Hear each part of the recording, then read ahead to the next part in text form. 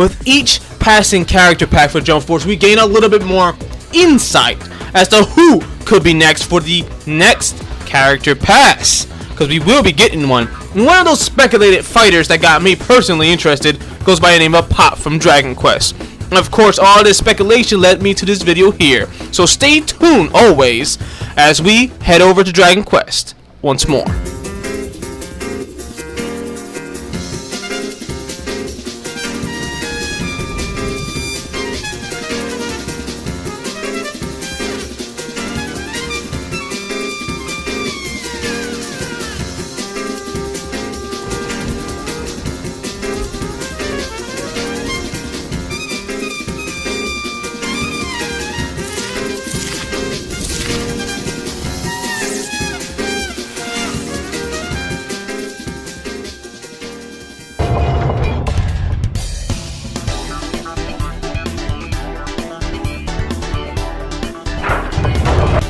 Welcome back to the channel. If you're returning, haha, see? Didn't fuck that up. If you're new, welcome to the Shintone channel. In this channel, we do variety discussions for manga, anime, comics, video games, and of course, I do series too. And in this series, Potential Moveset Advance, I take characters established and established video games, and I make movesets for these characters in these games to try to get as close as we can to what the developers would do in each game. And of course, I tell you the first game, the characters, and the second game. The first game, obviously, Jump Force. You guys want to know what Pop's moveset gonna be? This is the video for you, and boy, do I have some information to give you. But Dai must be for the second game, because Dai's already in Jump Force. So what's going on here? Well, I got an announcement for you. We're doing 3 character movesets today. That's right, man. We're doing Lord Vern and Pop for Jump Force. And doing Dai? What's Dai gonna be for? Well, I have you know, Dai will be for Super Smash Bros. Ultimate. Now, why? Now, I'm basically doing this for the people who are very curious to see if what would Dai and how would Dai differ from the hero in Super Smash Bros. Ultimate. Will he be the same? Will he be different? Basically, this video's got you covered on what he would do. And I'm pretty sure I'm the only guy who's going to give you that information, because I am. So stay tuned for that one. The references that we're going to be using is the manga and Jump Force a little bit for Super Smash Bros. Ultimate, because they did a really good job in Jump Force with Dai's moveset. So yeah, you'll see that when we get there. But first, let's head over to the World Tournament stage, the newly released one, for the next moveset.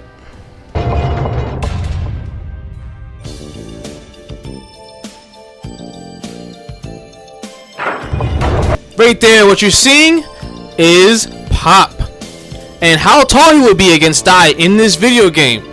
Of course, the pictures here, pay attention to this very much, please pay attention.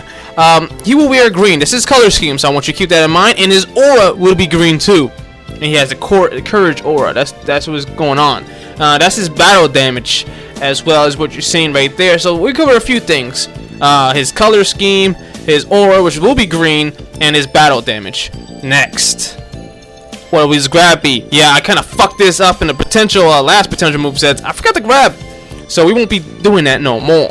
The grab, I can see him using his black rod, which won't be the last time we see this, and using Mera after that, kind of similar to Dai. Now, what would his rush attacks be? Now, this is very, very important. You need to understand. What Pop kicks and punches are not what Pop's about. Magic balls. Or what Pop's about, man. Shooting those magic beams and fire bombs and stuff. As you see these panels right here, it's going to be very similar to Dark Magician and Yugi, except with Dark Magician doing it, it's going to be Pop doing that. And that's pretty much really close to how Pop's going to be shooting out his in his rush attack combos. So yeah, pay attention to the pause if you have to.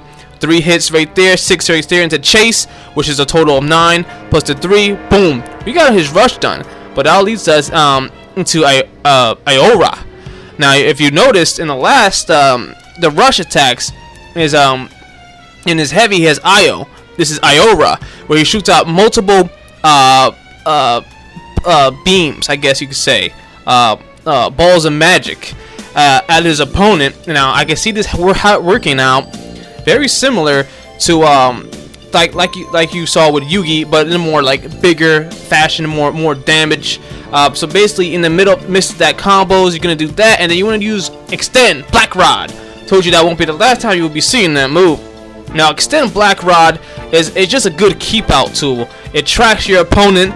You can hold it probably in a stance, and it shoots out, poof, and like you see in these panels, and hits your opponent. Now that's great to use with Iora, Extend Black Rod. That's a great combo.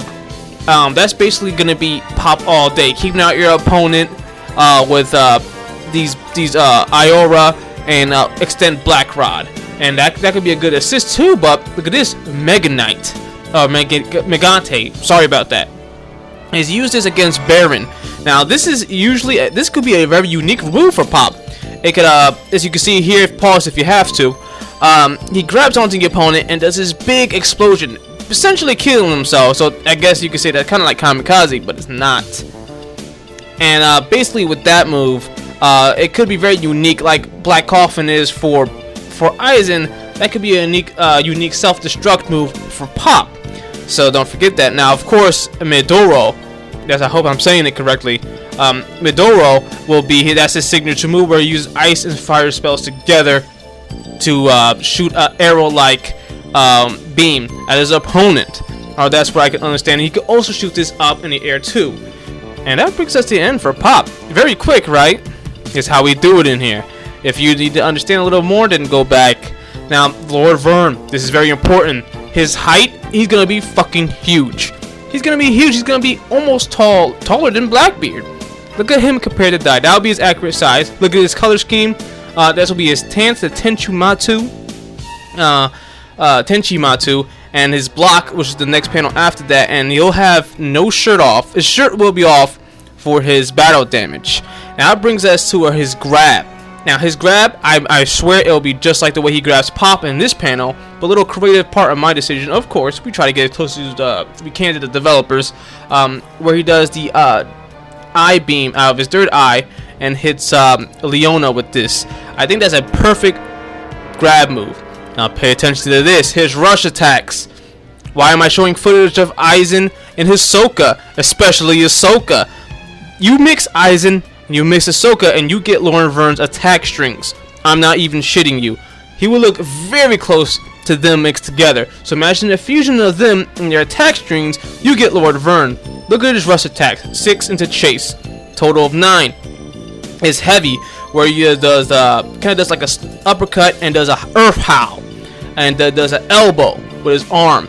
He'll be mostly using that, and as you could probably tell through those panels, it leads perfectly into a projectile-like move, which this is going to be is Kaiser Phoenix, which is going to be very, very similar to Fire Fist right here that Sabo does. Kaiser Phoenix is his essential move. You 100% will be seeing that part of his moveset. Will it track the opponent? Probably. But there's another Phoenix type of move he will have, I believe. Phoenix Wing, which is a counter. Now, like I said, actually I didn't say this before, I'm saying it now. Just follow closely to the panels from left to right, and if I specifically say right to left, I'll say it. Mostly from left to right. He'll do this stance, you hit him, he hits you with a fire hand, and does Calamity End, which is another one of his famous moves, which leads me into Calamity Wall. Another move that's perfect for his Circle B move in his supers. Now imagine all this, Kaiser Phoenix, which tracks the opponent, and then somebody tries to do a projectile towards you or something, you activate Calamity Wall, which cancels out stuff and pushes against the opponent as well. And if they try to get in close enough, you activate Phoenix Wing, which is a counter move, and it basically it's just perfect. It's just everything's perfectly in tuned, especially his final move, which I call Kigon Evolution. Kigon Evolution is where he transforms and takes out his eye, his third eye, and transforms into this big monster motherfucker right here. Look at that guy, and just stabs Dai. Just like this, like you see the way this like going from the monster, he goes in, stabs Dai, and then uppercuts him. I feel like it's gonna be very similar to the Obelisk Fist of Fate, Fist of Fury, one of those. It's gonna be very similar to that. So that's gonna be learn Vern's moveset. Rewind if you have to, if you wanna re-understand. But this dude's gonna be tall. He's gonna have a very straightforward moveset, and he's gonna be a beast. Now let's head over to Smash.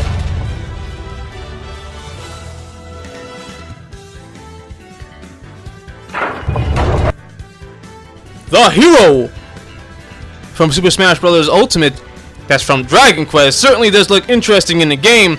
I definitely won't mind taking my hand on this character. Oh my fucking goodness. Anyway, he looks interesting, but there's no secret that he kind of borrows a few animations from characters already established in the game and playable. But the question is, will Dai be similar to him? And I'm telling you guys right now, Zoom, Kamikaze, these moves that are standard in Dragon Quest will not be a standard for Dai. Meaning that these moves won't be happening for Dai. None of them. However, the animations for the moves could very well be used for Dai. Now, the Jump Force render is basically the closest thing I can get to a Smash Brothers like render because it's so damn good. I actually like this Jump Force render. So, yeah, there you go with that. How about we just start with the moveset already? Huh? Yeah, let's do that. Yeah, let's go. Now, Dai would be very straightforward as a character, but not, not as straightforward as Sonic. But, straightforward. So it's gonna be very simplistic, very simplistic. But like I said, he won't be like the hero. But I want you to use this character as a basis of understanding of how he would do in this game. Roy's speed, power, his general movement. Apply that to your base understanding of Dai, because Dai will move exactly like Roy does in Smash Bros. Ultimate. So keep that in mind. I want you to imagine Roy's speed, his everything, his frames, all that. Apply that, because he's gonna move exactly like him.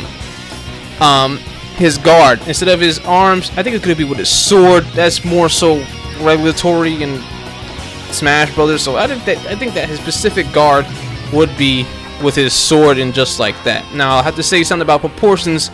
They don't really matter in Smash Brothers as much as they do in Jump Force. So I think he'll be slightly shorter than Lucario in this game, or would be. Avon Strash, his speed move.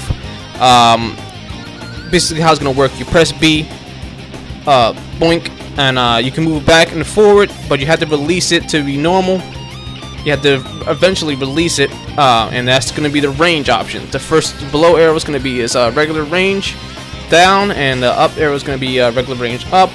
To release it up, I guess you could press up and B at this up B in that stance to shoot it upwards, and that's how it would work. That's him all day. His just range, and that's just cool. But here's another thing that I think would be cool.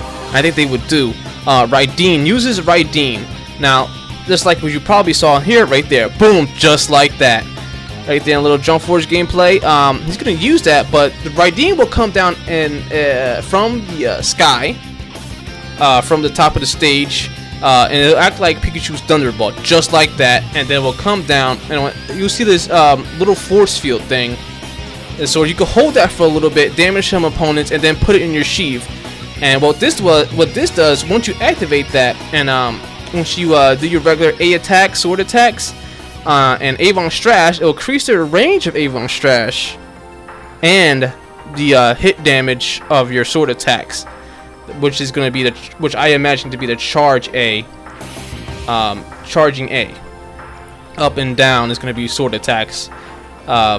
Basically, is going to be a charge. I hope I've said that like a million times. Anyway, his side B, Strash, Avon Strash Cross. You got to add that. Now you could do that as a good mix in. It's going to be mixed with his regular Avon Strash to be more accurate. So you do Avon Strash, and then you could do side B after it to do that. Now you see that before that, I already kind of discussed this a little bit. Before that, it's all Dragonic Aura. Now if you remember Kamikaze, remember the animation? That will be the same animation for Dragonic Aura, and it'll be like a little mini force field like the reflectors on Fox and Falco. And right here, it's basically going to be regular punches for A's, and charge moves is going to be with his sword. So keep that in mind. Now for this final smash, if you're interested, he'll be him turning to Riju Majin and calling upon his friends in very similar fashion to this dragon, the heroes final smash.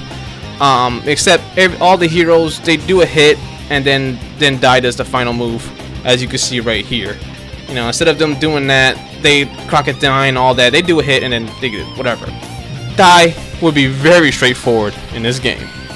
And that brings us to the end for now for Dragon Quest. Now I'd like to mention that I kind of fucked up. One thing I did do, I kind of messed up the execution of the my original Dragon Quest video. I chose a too early version of Dai, and hopefully I remedied and redeemed myself by choosing the proper version of Dai for Smash. Of course, if you like content like this, subscribe, like, share, comment, subscribe. You never know who else might like this content as much as you do. And of course, my name's Shintone. Until next confirmation, I'll be seeing you. Peace.